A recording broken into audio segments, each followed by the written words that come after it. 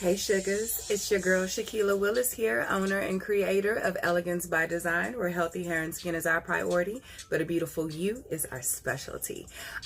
Before we get into all of the goodness and why we're here, I do want to let you know all of our products are available at elegancebydesign.com. So if you're interested in learning more about what we have to offer, go ahead and check us out. That's design with a Z, and I'll be sure to display that here below so you can check me out for anything that you have questions, concerns, or you just want it in your life. All right, so we are here today for the much anticipated and long awaited episode 1 of Decode My Coils. This series was designed for the new naturalista, the transitioning naturalista, the confused naturalista. This series is if you want to get to the bottom of this natural hair care life. Straight up and down. I don't claim to be an expert, but I do know a little bit about this. I've been through some things between myself, my kids, my clients, my girls.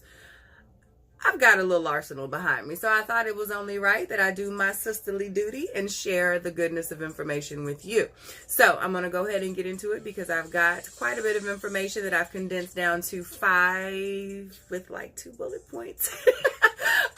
Tips that I think will be helpful to get you started on your spring-summer transition, regardless where you are.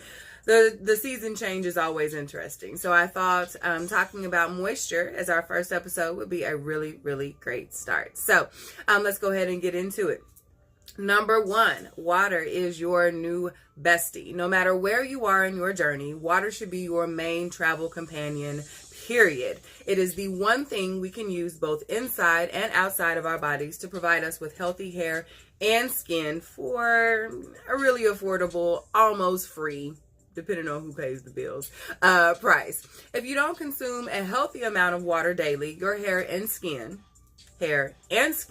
will definitely suffer. So if awesome, healthy, happy curls and coils are your goal, you and your water bottle should get reacquainted here real quick, especially in the spring and summer months, because the sun is going to help dry out your hair in addition to your body being dry.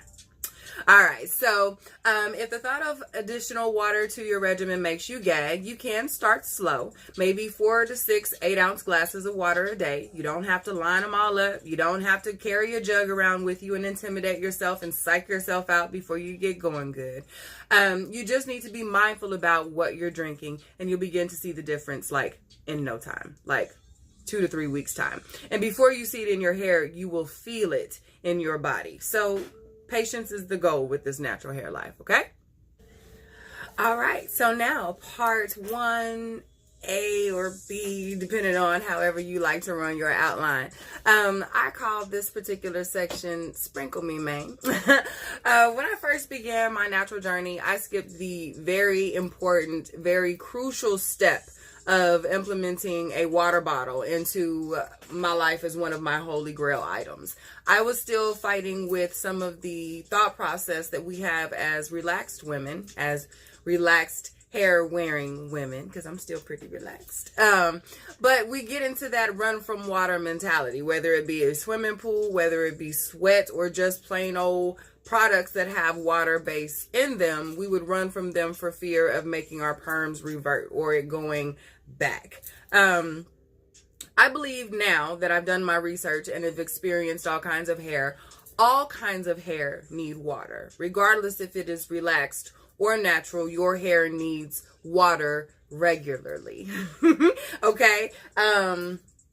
So get you a water bottle, and I highly suggest you add oils to your water. And raw water has nothing that's going to keep it on your hair and in your hair so that it's actually doing what it's supposed to. So I highly suggest you implement oils, sealing oils into your water bottle, moisturizing oils into your water bottle. They can be coconut oil, they can be avocado oil, olive oil. Those are 3 of the most popular oils. I like avocado oil in my water bottle. I've also put coconut oil. I actually do a mix of avocado and coconut oil in my water bottle, and my hair loves it. But if your hair doesn't like those oils, you could try coconut oil. Or if you have an allergy to coconut oil, you can try the other two. There are many other oils out there, but you're going to want to look for a lightweight oil and something that is going to easily and quickly absorb into your hair. If you are spraying naked water onto your naked hair, it is going to quickly evaporate into the hot air. So you're going to want to make sure that you put some type of oil into your bottle so that it can absorb and actually lock into your hair and provide springy, bouncy, happy hair.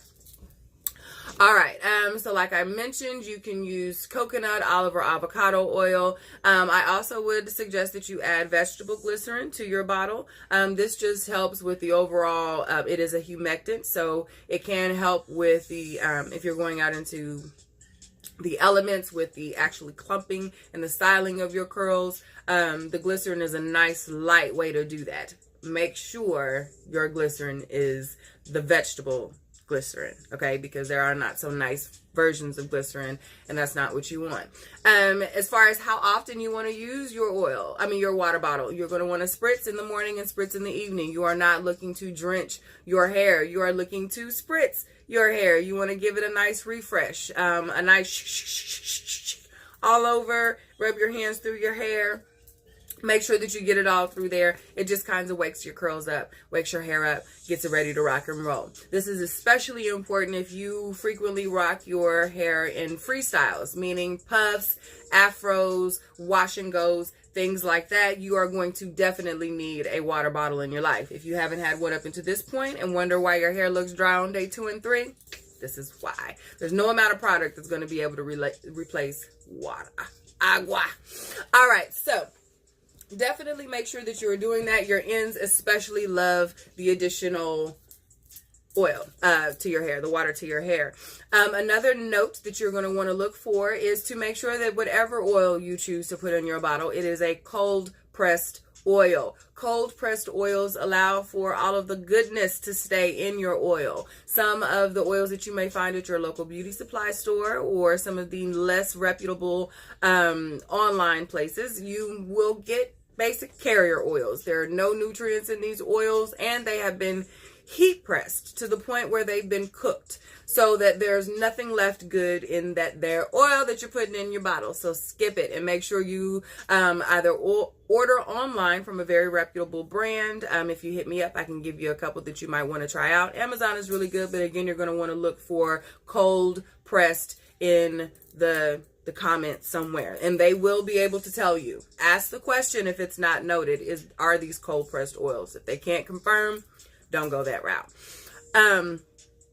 Let's see. My favorite oil to achieve maximum moisture prep, like I mentioned earlier, is avocado oil. If you have tight 4C coils like I do, this oil will particularly appeal to you because it's lighter than many of the other oils on the market and does an excellent job at penetrating and absorbing into the hair, which is much appreciated when used in the first steps of styling. So you don't have to worry about beading, other styling products not playing well with others. You get buildup, it gets crazy, you end up washing your hair all over again. Avocado oil takes that step out for me. So definitely be careful. If you are not familiar with coconut oil, or if you have any allergies to coconut oil, test it out in a small space somewhere. I wouldn't actually, you don't need to even put it in your hair. Usually you can put avocado oil on maybe the back of your hand, and coconut oil. If you are allergic to it, you'll know pretty quickly. So just be aware of that. And if you are using products on customers, clients, family, friends, you want to ask about a coconut allergy. That's something that you definitely want to ask about because it is one of the more common allergies. All right, number 2. After you've set your strands up for success with your water mist, you'll want to be sure to seal in all that good moisture with the leave-in and sealant. Now, I have to be honest. I have a semi-love-hate relationship with leave-in conditioners. My hair journey has been tumultuous when it comes to leave-ins. I've had beading, build-up film, breakdowns. Breakdowns meaning emotional breakdowns, because I thought I'm really stepping out with some really rocking curls and I'm going to set this with a leave-in and be cute today with my wash and go, and it was a hell no. So I'm really not one for leave-ins, but I do know that some people live by them. I also know that leave-ins come in multiple and varying textures. for lack of a better word right now. You can get them creamy, you can get them wet, you can get them liquid. There's all kinds of ways that you can access leave-ins. The only thing that I can really tell you for sure is keep your ingredients minimal. Water needs to be in the top 3 of those ingredients, and you must prepare your hair with something, okay? To leave something conditioning your hair before you go off into your styling world, especially if wash and goes, free curls, puffs, and afros are your way of working. You're going to want to put something on your hair to help keep it in a conditioning, moisturizing state in the interim. For me, my hair, I don't know if it's just conditioning, the routine, or whatever it is, after I've done a really, really good shampoo and conditioner, and I go over my hair with the water, with my avocado oil in my water bottle, I can usually go right in with my Sexy Shea Butter, which is actually packed with good sealing oils, and that can act as my leave-in. I can pretty much lock my moisture in and provide long-term conditioning for a good 3 or 4 days if I just go through each of my sections with wet hair with my Sexy Shea Butter. Okay, so that is also something that if you have been frustrated with the leave-in step in itself, thinking, oh, I've got to get this leave-in in because everyone tells me I need a leave-in, child, skip that thing, okay? It has been working for me. It has cut out frustration. As long as you are sealing in your oil and the moisture in your hair with something, I think it's pretty safe to say you're all right, okay? All right, but if you do have strands that love a good leave-in, honey, by all means, go for it. I just ask again that you keep your ingredients light, the texture light, and water has to be in the top 3 to 5 ingredients, okay? All right, number 3, styles that slay but don't leave you Sahara dry. Okay, so we all know that one of the major things we love about our natural hair is the versatility of styling that comes with all of this texture and lusciousness. If you're putting in all that work, you want to be able to rock it and rock it right. Okay, so well, to do that and maintain your moisture levels, I strongly suggest you take your weekly styling regimen into consideration. In my experience, the best styles for maintaining moisture are braids and twists formed on the natural hair that are then set on rods or left freely to be styled or worn loose. Okay, I'm gonna repeat that. In my experience, the styles that have been the best for long-term moisture retention, length retention, and overall killing it all week long are the box braid-esque styles minus the weave. Okay, so you can just part and twist or part and braid. You can part you a cute little, do a little side part and give it a little body, give it a little shape. But if you just twist your hair, keep it, get you some juicy thumb or so size locks, or twist, even if you might want to do a pointer finger. Maybe, I think pinky might be a little small and might get on your damn nerves, okay? Because that's going to take a real long time to do pinky size twist all over your head, just being honest. But use your fingers as a guide as far as your thickness of your twist. But it doesn't take a whole lot to just grab, twist, grab, braid, and go, okay? These styles allow for your hair to kind of clump together. So whatever moisture that you put into your hair gets to kind of stay in your hair. It's not easily dispersed into the elements by being free and manipulated a lot. The more you manipulate the hair, the more opportunity you have to lose your moisture, the more opportunity you have for breakage, and the more opportunity you have to just mess it up and have to do it all over again, add more product, more wash, no. So if you can find a style that is one that you can set and forget in one way or another, okay, that's going to kind of be what you're going to want to go with. The less maintenance, the less manipulation of your hair is best. Less is best when it comes to your natural hair and long term. Now, I am all about a cute style, a specialty style when they are appropriate for whatever you got to go, honey. You do not do all this work to only rock some 2-strand twists. But I'm saying, when you just doing your regular 9 to 5, you just hanging out doing your mom, your girl, your chill thing, twist your hair up, you can still style it, you can still accessorize it, and you will see the difference in leaving well enough alone. Okay, leave your strands alone. All right, so now we're going to talk about protective styling. Okay, protective styling.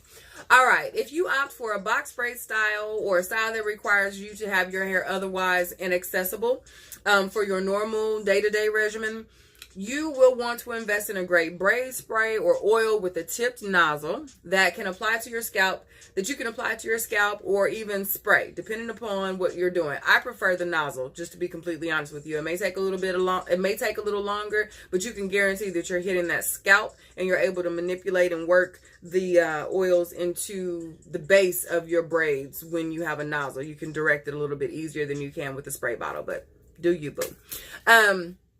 But that way you can maintain your scalp care and your root care while your hair is otherwise inaccessible.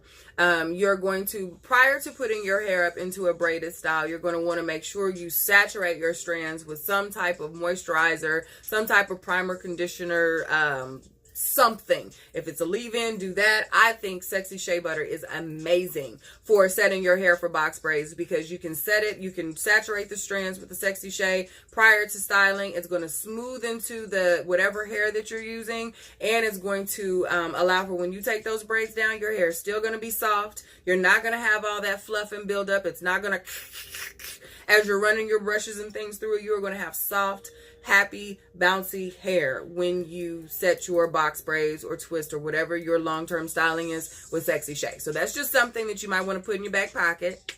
If that's something that you plan to do, holla at me about the Sexy Shea because it's light enough to braid with without being separated and all that stuff, and it's going to take care of your hair for long-term styling. Second, aside from that, you're going to want to make sure that you do not neglect the hair while it is in its styling. This means you're going to want to continue to moisturize it. You're going to want to continue to oil, add oils to your scalp, moisturize your scalp, stimulate your scalp, and you're going to want to maintain a realistic time frame for your style. Realistic time frame. No box braid style should be up longer than 6 to 8 weeks. 8 weeks is pushing it. Okay, your hair will begin to lock if it is up longer than that time frame. If you've got thicker hair, if you've got that real tight 4C coily hair, I do not recommend you go that 8 weeks. Your takedown may be pretty tough. Okay, you're going to want to keep it closer to that 6 week time frame so that when you do take your hair down, you have a decent amount of new growth and you'll have a decent amount of takedown, but you will not have a lot of shedding, a lot of pull, a lot of that because your hair is just tired and it hasn't been moisturized, it hasn't been touched, it hasn't been loved on in enough time. Okay, so 6 to 8 weeks for most of these styles, sew-ins especially. Make sure you are taking the time to be touched up and seen by your natural stylist regularly to keep your scalp clean and sanitized during your sew-in care, because y'all, some of the stuff that happens under these sew-ins, holla at your stylist. Okay, make sure they're taking care of your hair because it defeats the damn purpose if you don't take care of it. That was my super mama soapbox moment right there.